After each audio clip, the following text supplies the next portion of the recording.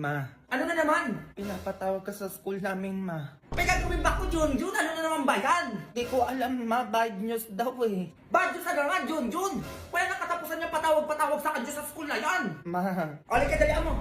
Puntahan natin yung teacher mo! A few moments later. magandang hapon po, ma'am. Pasok. Ma'am, bagsak po ba si Junjun? Yes, bagsak si Junjun kaya kailangan niyang umulit ng grade 6. Ma'am, saan po ba ako bumagsak? Binagsak mo lang naman yung mga essay at mga assignment mo. Ay, hindi po ako gumawa niyan, ma'am. Si mama po. Ay, kayo naman pala gumawa ng mga assignment ni Junjun, nanay. Eh di kayo uulit ng grade 6. Ay, naku, ma'am, matanda na ako. Ayoko na po mag-aral. Ay, hindi pwedeng ganyan-ganyan sa akin, nanay. Mag-enroll kayo sa akin at mag-repeat kayo next year. Ma'am naman, yung project ko, ma'am, bagsak ko din po ba yon? Ay, oo, hindi mo alam. Lalo na yung pinaproject ko sa inyo na mag-picture kayo sa ilalim ng lamesa ng duck, cover, and hold. Ma'am, di ba nagpasa ako nun? Yes, nagpasa ka nga pero binagsak naman kita.